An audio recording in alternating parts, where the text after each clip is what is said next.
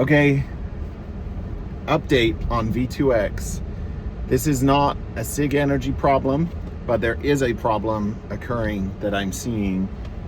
I have no way of verifying this. I have no way of proving it, so take this with a pinch of salt. But I want you all who watch this video, especially owners of V2X systems or EVs in general, anyone who's got actual personal experience with trying to bidirectional charge with a vehicle, to put in the comments down below what vehicle you used, when you used it, and with what system, if it worked or not. So I want to know from as many people as possible, because I'm starting to hear rumors that the Ford F-150 Lightning that did originally work with the SIG energy system no longer works. That some Teslas that worked with the system no longer work.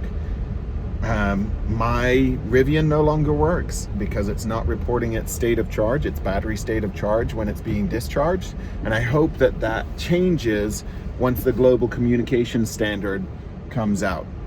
But here's my fear, is that manufacturers are limiting these vehicles on purpose, that they are releasing software updates, because I've heard that even some Mustang Mach-E's are no longer working with SIG energy system. My Mustang Mach-E still works with it, but I have heard, somebody even commented in another video that it's not, their Mustang Mach-E no longer works. I don't know.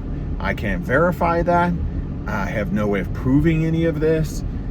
But if you can comment down below with if you've had success or a disappointment with V2X, put it down below. What's the system that you were trying to use V2X with?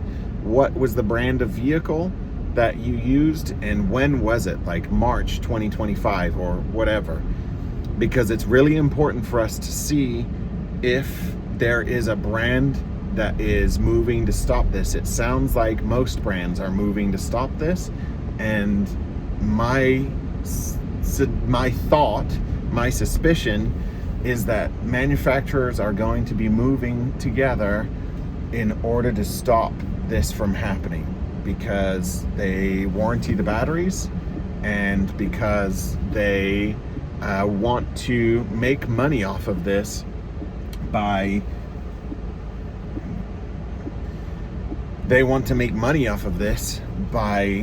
charging a subscription fee or an initial fee, like when you buy the vehicle. And I would be very upset if the Rivian, then I have to pay a fee for to access in 2026. They said that that feature was going to be available on that vehicle. It's part of the reason that I bought it. So if that vehicle now, if I pop in my Rivian and I get an update in 2026, it says, hey, you can access V2X, but pay us $3,000 first, or pay us a $50 a month subscription fee. No, that's bogus. Anyone with a gas car can go and jumpstart another gas car, right? They can do pretty much whatever they want with that car, within reason. So I fully expect to be able to do the same with an EV. If I put energy into it, I should be able to get energy out of it.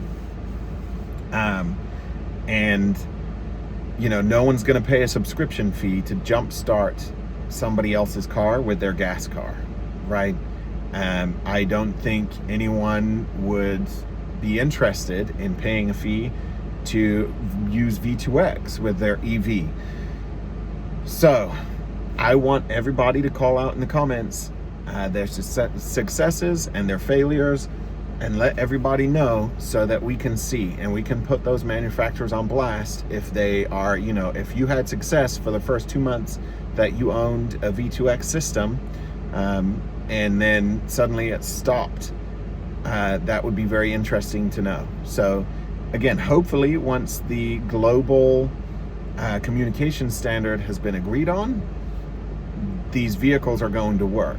But it's concerning, and I'm suspicious that manufacturers are going to try and capitalize on this. So I think we need to make it known to vehicle manufacturers now that as vehicles go forwards, we want those capabilities to be unlocked, not for a fee, not for subscription, but that's part of how the vehicle, works by just the way it's designed and built. For it to stop working, it is going to require some sort of software that stops the vehicle from working in that way, because otherwise naturally it's just going to. It would naturally work with DC V2X. So yeah, I'm a little bit concerned. Again, my Rivian doesn't work right now because it's not reporting its state of charge when it's discharged. Each time I get an update from Rivian, I'm waiting and I try it after I get an update, because there's an update every month, and I try V2X again to see if it's changed. Nothing's changed so far. I'm waiting for it, Rivian.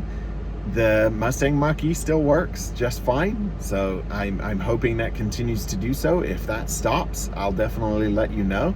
My Mustang Mach-E is a 2023. It's a dual motor standard battery, which is the LFP back, the shortest range.